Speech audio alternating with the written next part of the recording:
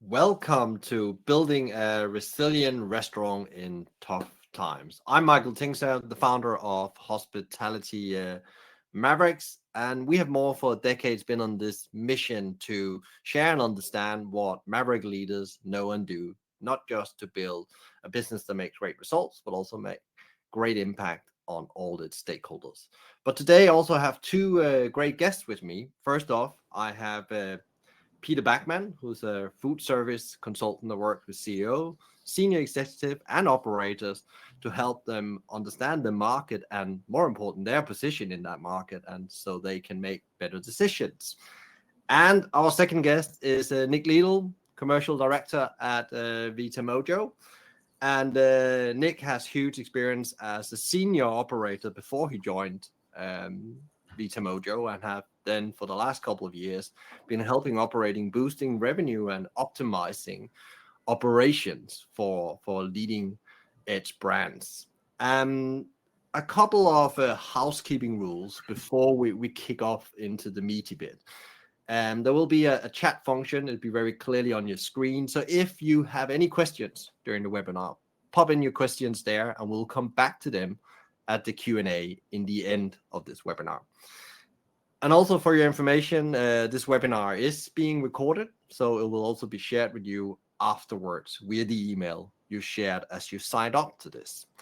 So with that said, let's transition into the first part where we're going to be diving a bit into the current market situation and also what leading edge operators are doing to meet the current market condition. So Peter, I would like to start off with you. Because I know you always have an interesting take on what's going on. And I would love to ask you this question. But as you work with, as I said, CEO, senior executive, operators across the food service industry, what are the top business priorities right now in the current market conditions? Well, I think the overall situation is one of pressure and uncertainty. Uncertainty because the pressures have actually been changing, since the start of COVID, then the 2021, which was a sort of a post-COVID year. 2022 is another sort of post-COVID year. And all in the whole process, pressures have built up, partly because of disruption caused by COVID, partly caused by the war in Ukraine, partly caused for other factors. So putting all those things together, I guess top of the list is coping with energy inflation right now. And then there is inflation generally in food costs, for example. Food costs roughly a third of the total expenditure by a restaurant or a quick service operation. So inflation on food, hugely important. Then there are the sort of shortages that I mentioned, supply chain shortages, which still continue. There are some products that you can't get, or the prices just priced them out of the market.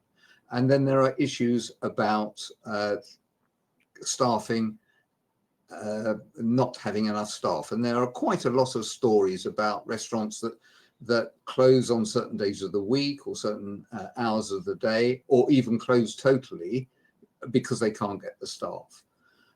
So those are probably top of the list of the issues. And then there are others as well, of which customer demand has got to be an important issue. And that customer demand has changed partly through things like working from home, because it may mean that if you're operating a coffee shop or a sandwich bar or something that caters to people traveling to work, and they're not traveling to work, then your business is going to suffer. So you may be in the wrong place. So there's a whole range of factors that 4 years ago we just wouldn't have been considering. And I guess the question then is, how does this play out? Because right now, having been through this process and still suffering from it, companies are weakened. Their balance sheets are weakened. Maybe managerially they've been weakened because they've had to get rid of staff. Incidentally, a lot of what I'm saying now, and I'm going to be saying, I think, well, it applies to a lot of operations, but it doesn't apply to all. So these pressures are building up. We're entering the Christmas period, which is traditionally when operations, restaurants and hotels and pubs and so on, build up a lot of revenue, quite a lot of profit that they need to run the business through the rest of the year. And they need the cash in the first couple of months of the next year, which are always weak. I'm not sure that Christmas is going to be brilliant this year. It'll be a welcome relief because customers will be coming through the door.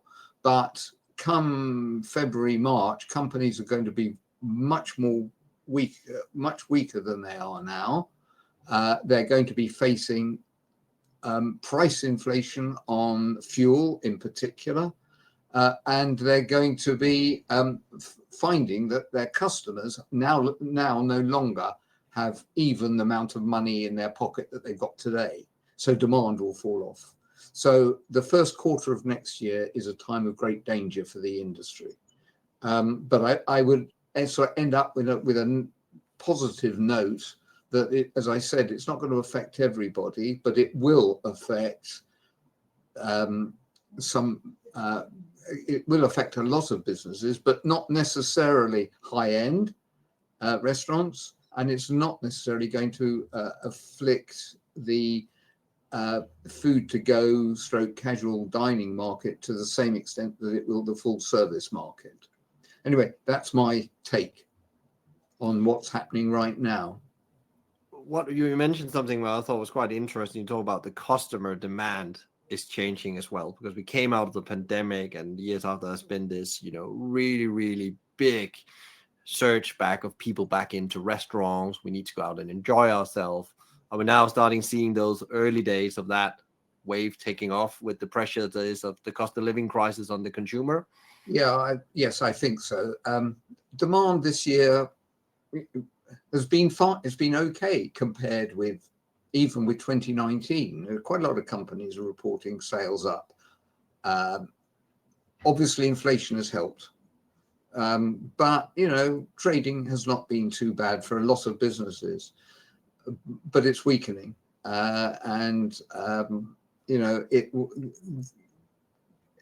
It's going to worsen, in my view, because the customer is pressured by not having so much money to spend. So maybe. Inflation not only affects the operator, but it affects the customer. Yeah, and also maybe nervous about what's coming ahead, I guess. And I think that leads into very nicely, because these problems are not new, what we're talking about now. People would say, well, we know most of these problems, and we now just in a way understand that they're just expanding, and the pressure, as you say, the pain is getting harder and harder every month we go in towards Christmas and maybe into the new year. Nick, what have you observed when you're working with operators? What are these leading operators we see out there? There's some operators, as Pete also say, they actually, use the opportunity within this to actually diversify and change their ways of doing things and find new markets and new ways of finding growth or cash. Yeah, so as Peter said, the macroeconomic headwinds are fairly extreme right now, and this has been an ongoing piece. So we talked about post-COVID coming into a new normal. It doesn't feel very normal, but it is the market that we're working in. So really, from a restaurant perspective, you have to be super lean, you have to be very nimble, and you have to be prepared to take opportunities where you find them. I guess even pre-COVID, there was a move, especially through the quick service restaurant sector, to really focus on this omni-channel approach to their brand. We've talked about brands that we've worked with in the past and how they've gone on that journey from being a restaurant brand to a food retail brand that happens to have restaurants. And that's a big difference. So building out your brand and giving yourself the ability to engage with consumers through different channels whether that be through your own restaurants, through delivery channels, through retail channels. But really, your brand becomes bigger than the restaurants themselves. They just become another channel, another opportunity to engage with customers and to sell your products.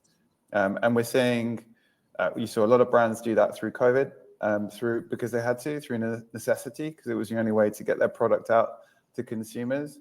And that's certainly a trend that has continued since COVID and will become ever more important as you're trying to maximize revenue through different channels.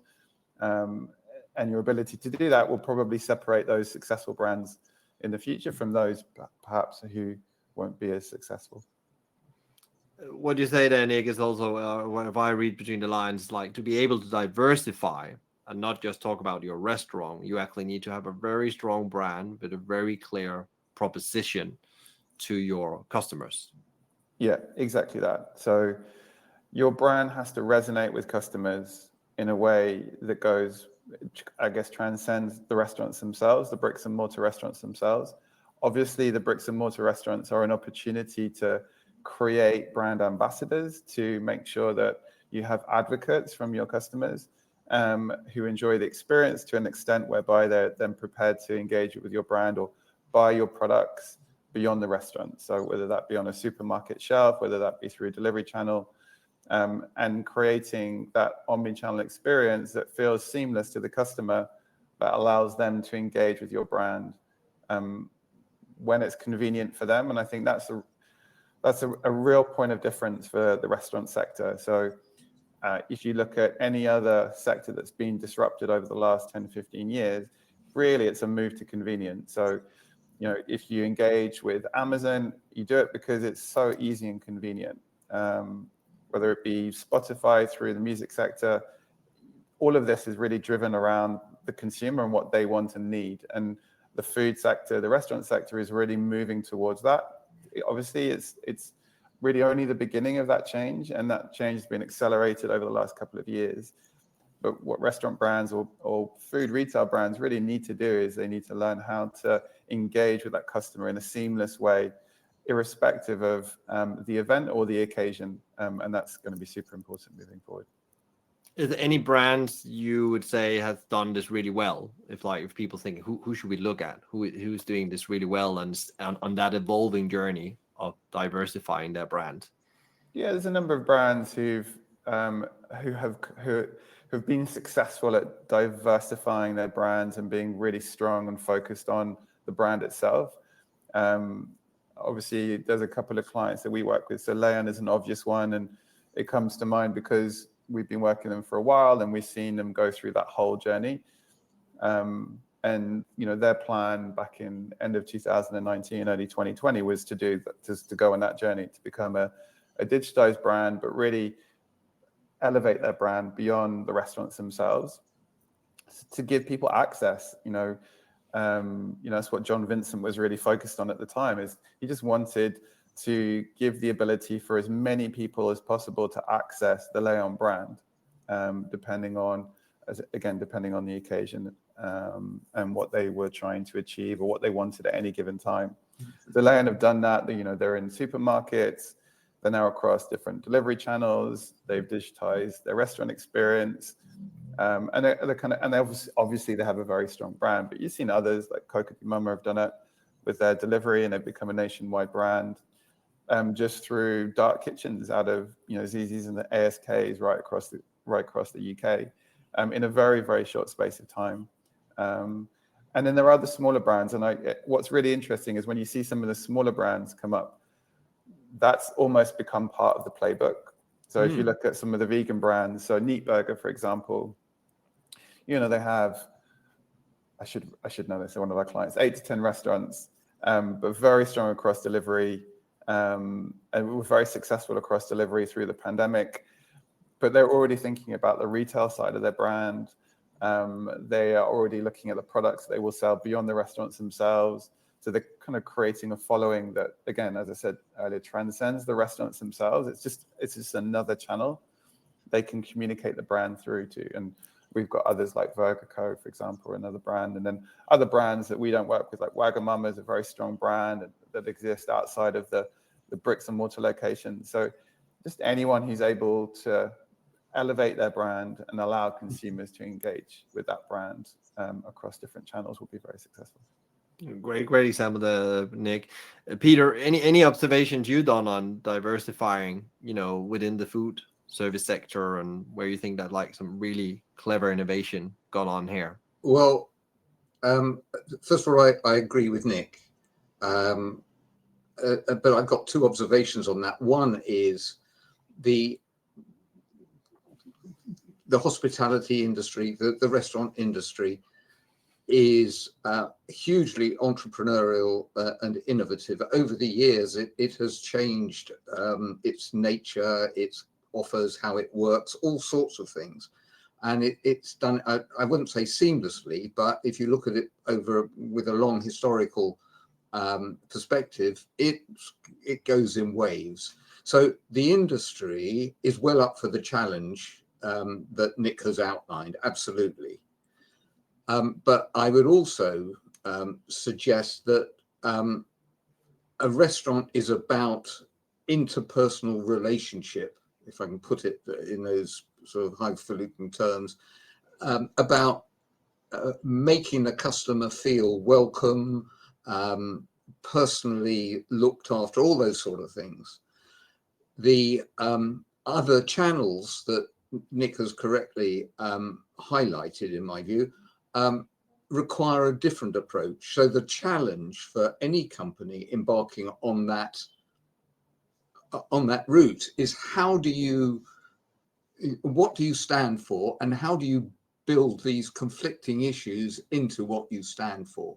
So it's a challenge, and whilst I think the examples of companies like Leon, Wagamama, and so on have actually met those challenges, the world is also shifting and changing. So we may find that there is a greater emphasis on eating out again, with more demand for great value for money, spending quite a bit of money, more than in the past, but looking for real value, and therefore requiring ever higher levels of personal service. So these are challenges that are out there, and basically, I think how does the industry cope? I'm sure it will cope. It really will, because it's entrepreneurial, but it's going to be painful. I was thinking about a thing, Nick, as you were talking before. We were really talking about like how do we actually attract more business into the brand, but also there is a brand that has to operate within to deliver the brand promise. So the operation has to deliver. And I can remember during the pandemic and up to now, we talked about omni-channel, how we switch on all this revenue. But also, I definitely feel there's a move towards also understanding how can we actually optimize the experience inside the business, and how can we actually use technology to do that heavy lifting. What is your view on, technology, digitalization internally in these brands that's actually, done really well with switching on omni-channel, but now they need also to make sure the back end can deliver that experience, both, the human element as Peter talks about, but also the experience for the customers, that it's frictionless.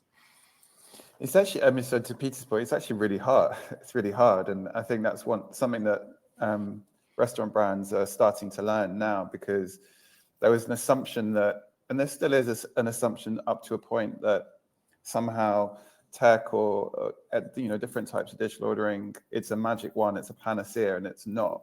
It's absolutely not. Now, it can add a huge amount of value to your business, but equally, it can detract from the experience. And so understanding what's right for your business and what's right for your customers has to be the starting point to any change process that you go through. And we were talking to a brand, one of our clients, a couple of weeks ago, and they went through a huge amount of change through COVID and changed the whole customer flow around their restaurants and the operational flow. And actually what they're finding now is that they have two very distinct types of demographic engaging with their brand. One that is a younger demographic that is potentially more savvy around, placing the orders on their own device, etc., and a demographic that is absolutely not, or different occasions. So different occasions that lend themselves to, more in the way of group ordering or more of an experience-led occasion. And it was a tough conversation. So how do you create an experience within one restaurant environment that caters to two different use cases or two different types of demographic or occasions? And that's not easy. So I think I don't have a simple answer, but what's really important is you do give careful thought about, well, what are you trying to achieve from your brand? What kind of experience are you trying to provide? How do you want your guests or your customers to feel? And then how are you going to optimize? How are you going to be more efficient? What counts as a great experience and what doesn't for your brand? And I think giving that careful thought at the beginning of any change process, or even if you had to adopt any kind of digital ordering over COVID, and a lot of people did that very quickly because it was mandated and it was the only way to reopen. Moving forward, what's right for your brand? And I think that's a kind of a key conversation for any brand to have internally. And also, if we move a bit on and we talk about technology and the human element and using that to leverage the brand and create more effective businesses and operation, like it seems like digital is part of it. Peter, you said it. Nick, you said it. There's also the human element. But where should I start as an operator? Where should I evolve from where I am right now to get into the future? What questions should I be asking myself? Because I guess most operators have turned something on right now, but they're all at different levels. Yeah, I think you've got to, we talk a lot in the tech space about hypotheses and testing that hypotheses and being prepared to change, but then to evaluate or to measure how that change is impacting your business. So if you start with kind of as per the previous conversation, what are you trying to achieve from your brand? Who is your demographic? And then you start with a hypothesis. And so it could be introducing a new ordering channel within your restaurant environment. It could be, starting up delivery for the first time. It could be looking at retail products, whatever that hypothesis is. Just start at the beginning. And if you think it fits with your brand, and you're confident it's something you really want to explore, then you go through that change. But what you have to do is you have to be able to measure what you're doing. So if you think that, for example, you will put in kiosks and it will reduce your labor cost and it will increase your average transaction value, for example, then measure that. But then equally, if you're worried that it's going to impact on customer satisfaction, then measure that too. And just make incremental changes as you go. And I think it's that fluidity and that, as Peter mentioned, the sector is very entrepreneurial, is very resilient, is very open to change. But when you're going through, fairly fundamental change, changing the way that your business is managed, then having an eye on the impact on the data and being very invested in that is really important. Peter, any observations from your sides about how operators are adapting, using technology differently? It could also be in the supply chain, for that sake. Well, one way to respond to that is to sort of recognize that the industry that we're talking about is all about service. I quote, food service has got 11 letters, only 4 of which are food and 7 are service. So 2/3 of it is all about service. And that means that people who work in business, including especially the more senior people, are service orientated. That's what it's about. That's the sort of mindset, skill set that they've got. And that means that what they tend not to have so much of is technology, marketing structure. They may be good at marketing, but they don't necessarily have the structure in their thinking behind it. They don't have the technology skills because, if you're flipping a burger, you don't need to know how to program a computer. So the reason I'm stressing that is because the way that the industry and individual companies react is driven by the fact that they are service orientated rather than technology people. So they need help, but along the way they're going to be making lots and lots of little mistakes that a more tech savvy environment wouldn't make. So it's more inefficient. It takes longer to get to where they want to get. They're slow adopters, but they get there in the end, and they do things in a uniquely restaurant-y type way. So I don't know if that's really answered the question, but I think it's an important consideration, the fact that the industry is not naturally tech orientated and not naturally marketing oriented. That's very interesting, both what you said and you Nick and Peter. But let's start with you, Nick, then, because my question will then be: is there like skill sets we need? It's very entrepreneurial, thereby must be very flexible, very adaptable. But is actually skills we need actually as an industry to actually meet the current disruptions? Are there like things we need to get in besides we need more staff to run the business? But there's actually specific skills we need to get into the businesses over time. It's a really good question. I think it's more cultural. I think that if you're an organization and you commit to change right through the organization, so from the most senior level right down to the most junior level, it's a commitment to change. And what that means is you're happy to try. You're happy to try things. You're happy to innovate. You're happy to make mistakes. I think that's really important. As a tech company, we make a lot of mistakes. That's how we learn. And if you are set up to do that, what you will eventually do is over time, you will optimize your experience. You'll improve your experience. You'll learn. And if you go through that build, measure, learn process, then after a certain amount of time, you will have something that really works well for your business. But it's a commitment, and only through having a culture of change will people be allowed to commit to that process. Because if you're not allowed to make mistakes, then you'll never learn. If you don't measure, then you'll never learn, and you'll never be able to adapt and improve. And if you see it as a black and white process, and we still see on occasions operators who see tech as very black and white. I plug it in, does it work? Yes, no. And it's never that simple. It's maybe it can be, or maybe if you adjust this and change this, and if you learn, and the operators who do that and commit to that process over time. Now, I was at an MCA conference recently, and there was a CEO of McDonald's, and Michael, I know you know McDonald's pretty well. That is a business that has committed to change, that's built into their culture at every level.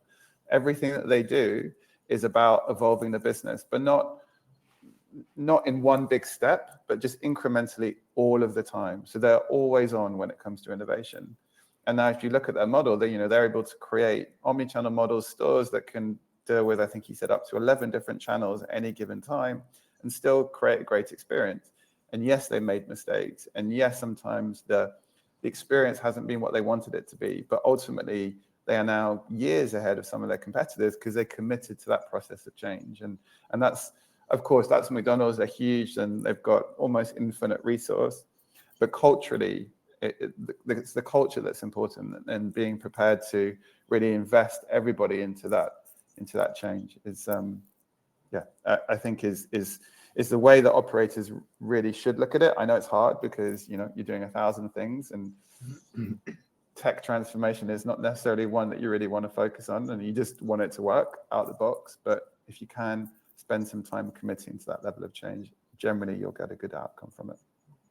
Well, that's super interesting, Nick, because like if you have the right culture, that's what you were saying, but also what I believe in, then it's all about the beliefs and the values that's behind. Actually, you can actually start these strategic change projects. If that's technology, marketing, whatever it is, they'll be much easier. Peter, what is your view? Because like you talked about service before, and I know service is dictated from the kind of culture you decide and set as a business, the things you do on a day-to-day basis, and how you deal with the things. What is your view on this? Because I know you have but we have before discussed culture and the impact on business results.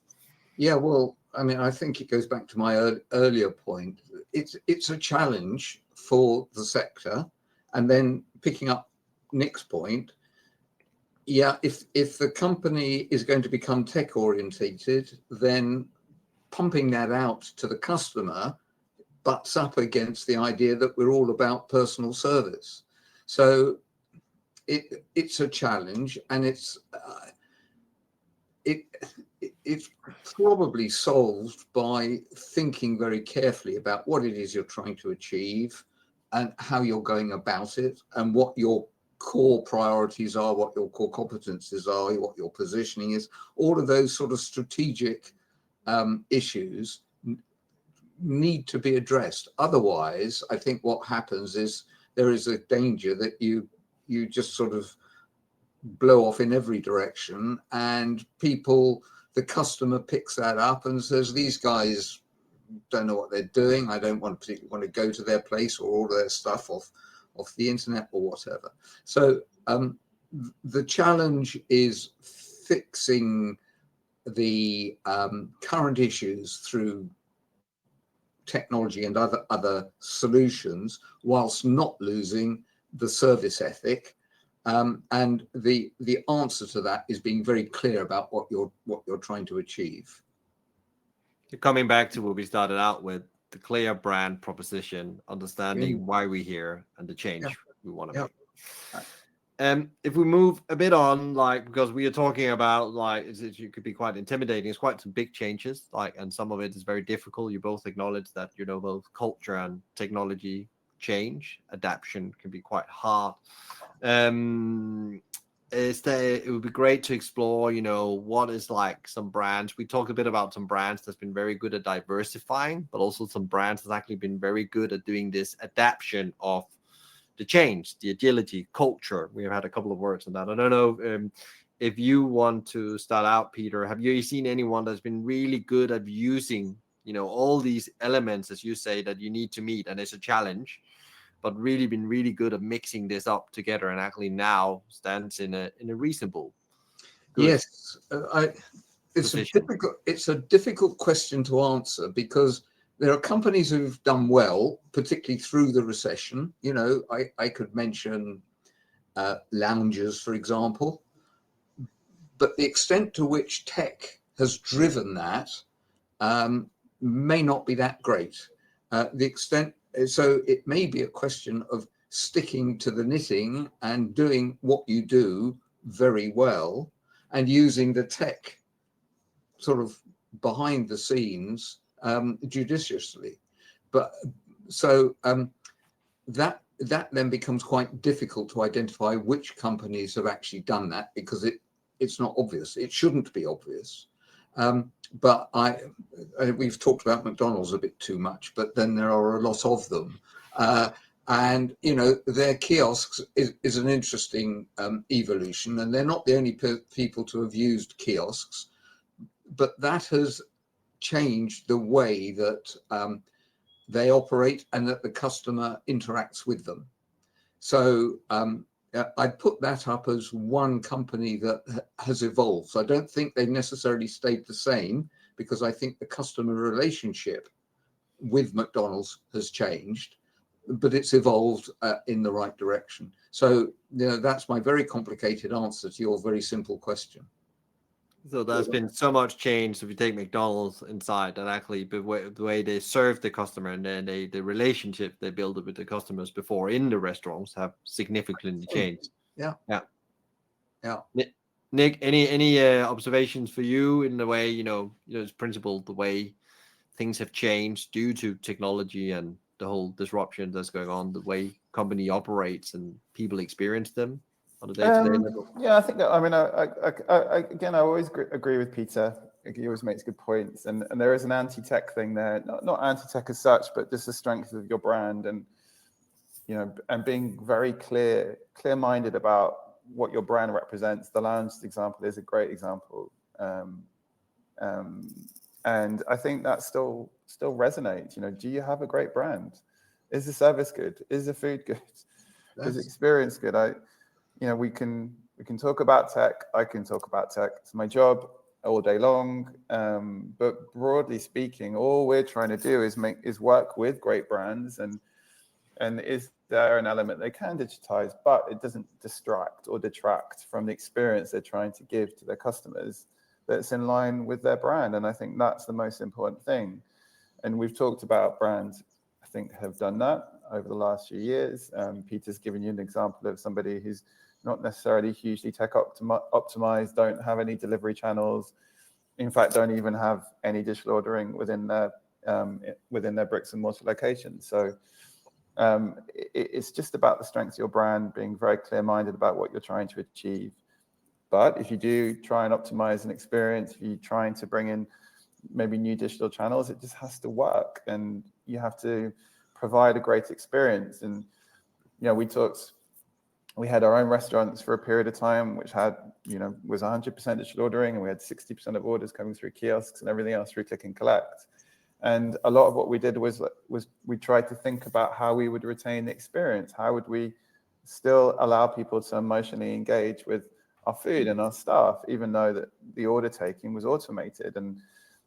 And so, training your staff up to engage with the customer without a till, that's a hard thing to do. When people are, if they're in a transactional role and they're basically taking an order, it's very transactional, and people don't really have to engage with that human being. And so if you take away that pause and you say, okay, well, now engage with this other human being, then a lot of people don't know how to do it. And then so it's incumbent on brands then to give them the right level of training, so that, if you are automating through a kiosk, for example, you then allow that person to engage. They say your name, and you feel great at the end of the experience. You take your food, and that's bringing together people and tech. So tech has never been designed or never will replace humans or replace experience. It's supposed to allow it to evolve and flourish and, deal with some of the macroeconomic headwinds that are coming or are here. But brands have to think very carefully about that. And then there are brands that are diversified, and, I think about the kind of the Yo Sushi Snowfucks empire, and the way that, they're super resilient because, yes, they have their bricks and mortar restaurants, but equally they have, they've got multiple brands in supermarkets selling sushi over the counter. So again, an extreme version of a true omni-channel experience that allows you to flourish, and be super resilient in different parts of your business. Super interesting, both of you say, because like people and tech fuel these businesses, and they have to come together. And I can remember my days in McDonald's, when we started out on the Restaurant of the Future journey. The question was, how do we actually retain that customer relationship as we move away physically from the customers? And I think that's still a big question that needs to be answered in many restaurant settings. That has been super insightful, guys. I think we want to allow now to get some questions in from the audience, and then we can wrap up around that. Let's see here, what do we have coming in? On the subject of tech and digital, how do you feel we balance the need for convenience for customers, also retaining the person-to-person connection? It elaborates a bit of where we just ended our conversation. I don't know, Peter, do you want to kick off on this one?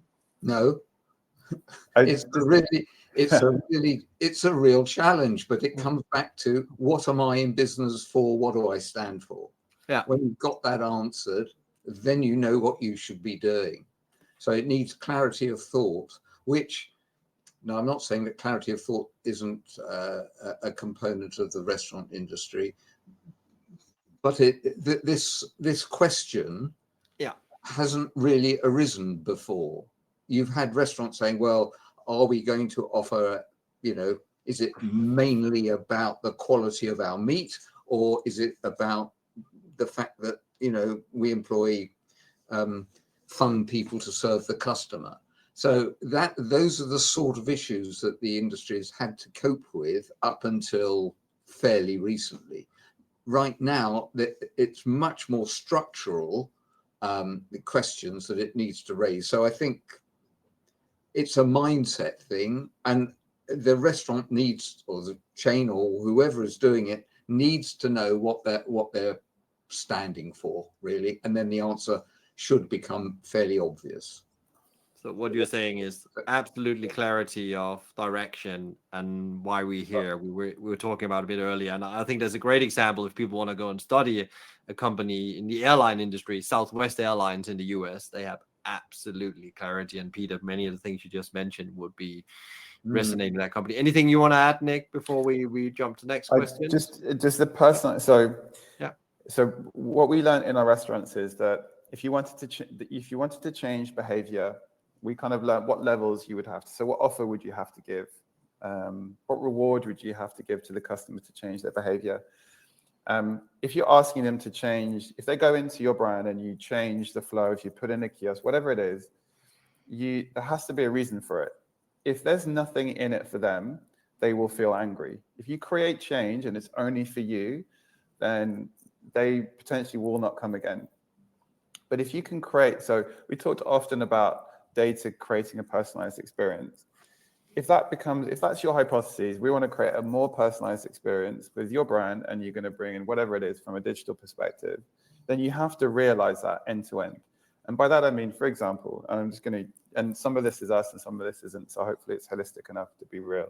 So if you put in self-serve kiosk and you come in and you give the customer the ability to scan that kiosk with a QR code, and it brings up your account automatically. Then you have reordering. So you can pick, you've come here before, you've got reordering. You can earn and burn loyalty because it has access to your account. Already you're personalizing that experience, okay? So that's quicker and easier. You're upselling. If those are done well, then they should be positioned as being convenient to the customer. So already that's an enhanced experience from going to a till operator who may or may not be interested in you as a human being, who's there just to transact. Inability to upsell, you're trying to look at a board, you've got people behind you, you're basically being shouted at. That's a better experience, okay?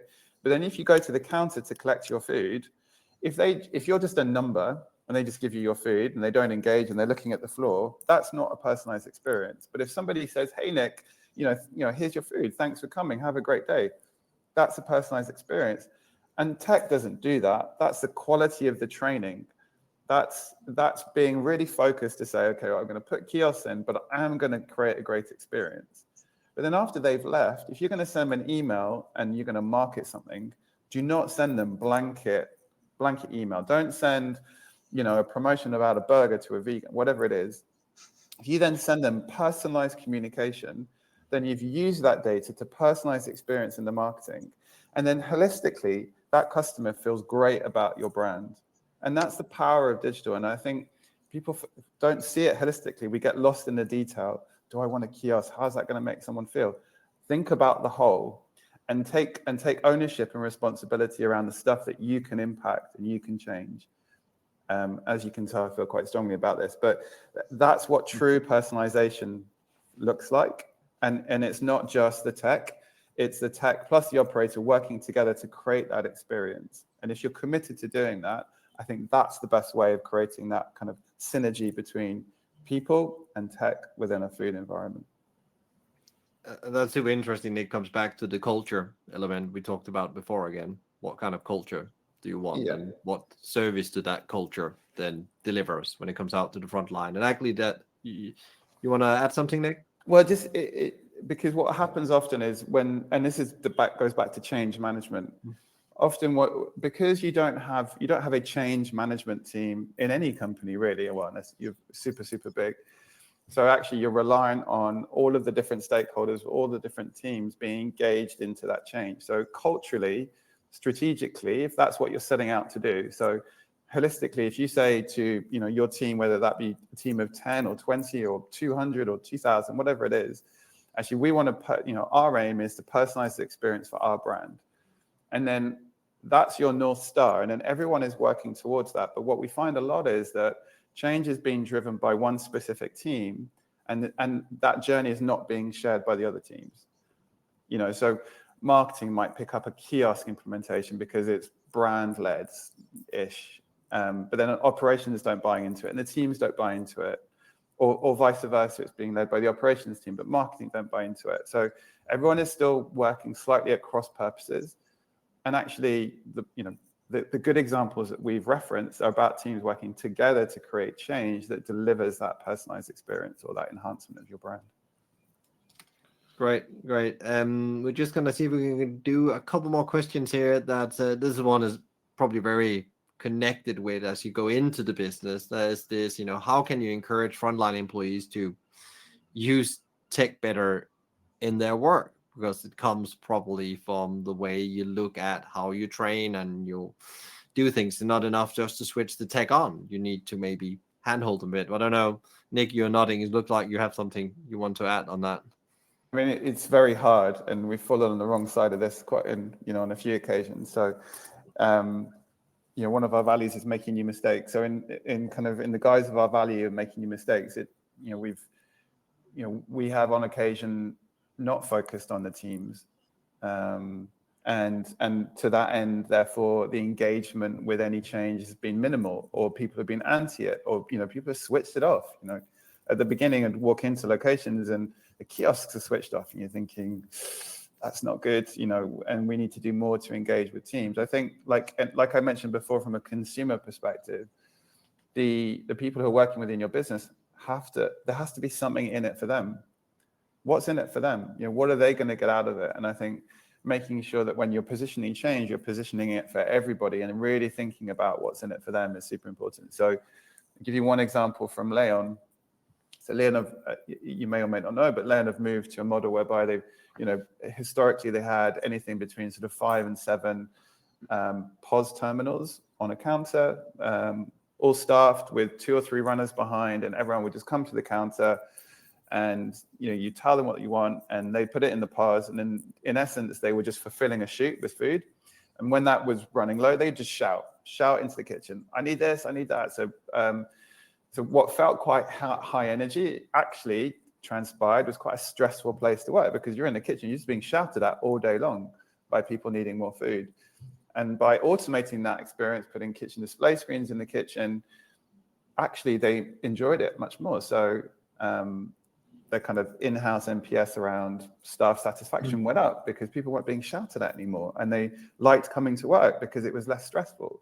And so it's really about trying to capture what's important to your staff and what's in it for them. And if you can understand that and communicate that to them, they're more likely to engage with it in change. Because actually, really, yes, as a CEO, you want average transaction value to go up, and you want lifetime value of your customers to go up, and you want them to come more often, et cetera, et cetera. But does somebody on the front line really care about that? Really? So it's about characterizing what's important to them, and being very clear on that. Anything you want to add to that, Peter? The observation that possibly the way that tech is used successfully in a restaurant business is just to hide it. And I'm not saying putting in a cupboard, but it operates in a way that you just don't notice. And that is back of house, as well as the front of house. So, and the front of house environment involves both the people doing the serving and the people doing the consuming. So if the people preparing the food, the people serving and the people consuming don't know that tech is involved, that may be the answer for a large number of businesses. There will be others who want to say, we're tech, buy from us. But the majority probably don't. So hide it as much as you can. I know that's not necessarily possible, but it could be a guiding principle.